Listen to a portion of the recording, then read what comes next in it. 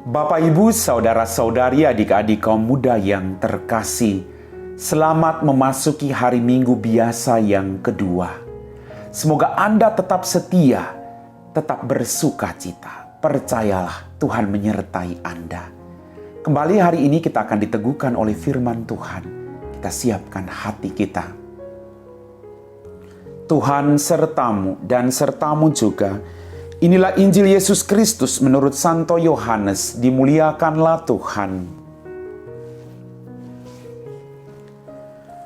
Pada waktu itu ada pesta perkawinan di Kana yang di Galilea, dan ibu Yesus ada di situ.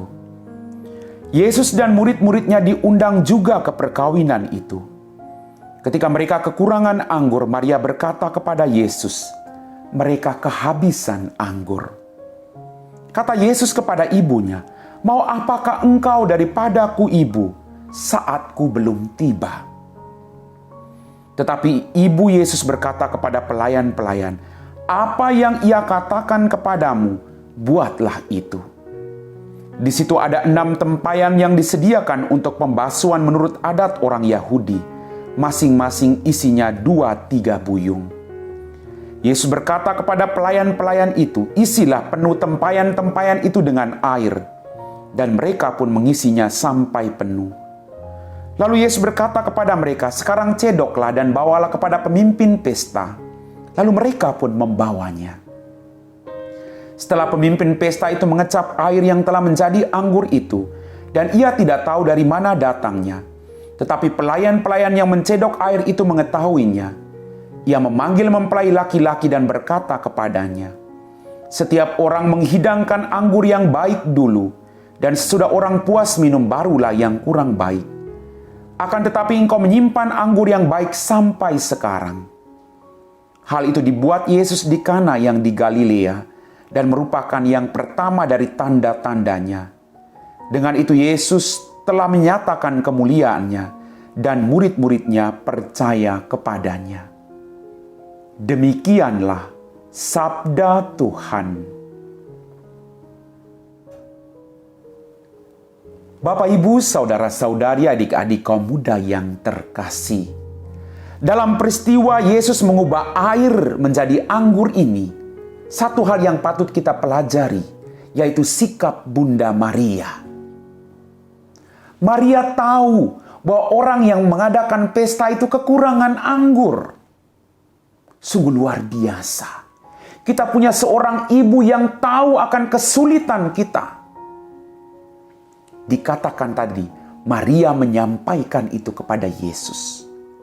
Kita percaya bahwa Bunda Maria juga tahu kesulitan Anda dan saya. Dan percaya Bapak Ibu, bahwa Bunda Maria juga akan menyampaikan segala kesulitan kita. Segala kelemahan kita. Bunda Maria mau menyampaikan itu kepada Yesus.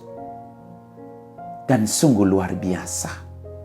Kita punya ibu yang sungguh tahu pergumulan hidup kita.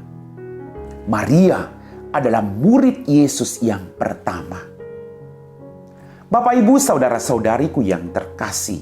Ketika Maria menyampaikan itu kepada Yesus, Yesus berkata, "Mau apakah engkau daripadaku, ibu, saatku belum tiba?" Bukan berarti Yesus tidak menghargai Maria. Yesus sangat menghormati Maria. Tapi Yesus mau mengatakan kepada Maria, apapun yang saya mau lakukan tidak perlu engkau paksakan. Maria tunduk. Maria tidak sakit hati. Tapi dia merendahkan diri sebagai seorang murid. Dia mendengarkan Yesus. Maria berpesan kepada murid-murid, kepada pelayan-pelayan tadi. Tapi ingat, apa yang dia katakan kepadamu, lakukanlah itu. Bapak, Ibu, saudara-saudariku yang terkasih. Kemudian Yesus mengatakan kepada pelayan-pelayan, "Isilah tempayan-tempayan itu penuh dengan air." Dan ingat, pelayan-pelayan itu ingat apa yang dikatakan oleh Maria, ibu Yesus. Apa yang dia katakan, lakukanlah itu. Maka mereka mengisi tempayan-tempayan itu penuh dengan air. Mereka ingat apa yang dikatakan Bunda Maria. Dan mujizat itu terjadi. Bapak, Ibu, saudara-saudariku yang terkasih.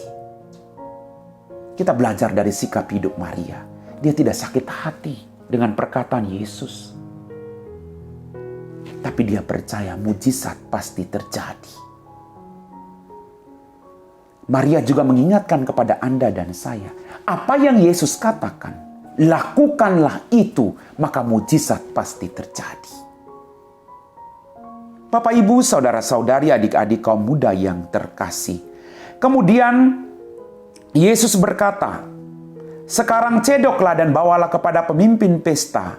Lalu pelayan-pelayan itu pun membawanya. Sekali lagi, pelayan-pelayan itu ingat apa yang dikatakan Maria, apa yang dia perintahkan. Lakukanlah itu. Kembali pelayan-pelayan itu melakukan apa yang diingatkan Maria. Dan mereka melakukan apa yang diperintahkan Yesus. Mari Bapak Ibu, kita berjuang untuk senantiasa setia kepada Tuhan. Dan percaya kita punya ibu yang baik, yang juga menyampaikan segala ketakutan kita kepada putranya. Dan Maria berpesan kepada Anda dan saya, apa yang disampaikan kepadamu melalui setiap sabdanya, lakukanlah itu, maka engkau akan selamat. Amin. Bapak, Ibu, saudara-saudari, adik-adik kaum muda yang terkasih. Melalui firman Tuhan hari ini, kita belajar dari sikap hidup Maria sebagai seorang murid. Dia mendengarkan Yesus dan dia taat kepada perintah Yesus. Dan kita juga percaya, kita punya ibu yang baik yang selalu menyampaikan kelemahan, kekurangan kita kepada putranya.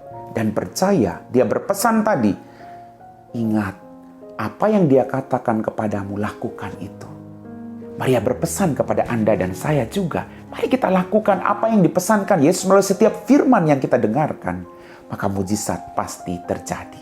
Kita siapkan hati kita untuk berdoa. Dalam nama Bapa dan Putra dan Roh Kudus. Amin. Ya Tuhan Allah Bapa kami dalam kerajaan surga. Kembali kami bersyukur Tuhan atas begitu banyak rahmat, mujizat-mujizat berlimpah dalam kehidupan kami.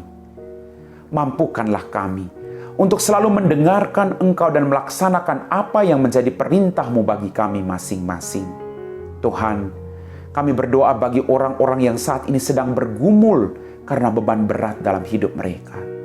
Semoga mereka pun dengan doa-doa yang mereka lantunkan ke hadapan-Mu Tuhan, mereka boleh merasakan betapa Engkau Allah yang baik yang menjamah mereka melalui setiap orang yang membantu dan menolong mereka. Kami puji Engkau Bapa, kini dan sepanjang segala masa. Amin. Tuhan sertamu dan sertamu juga. Semoga kita sekalian diberkati oleh Allah yang Maha Kuasa, Bapa dan Putra dan Roh Kudus. Amin.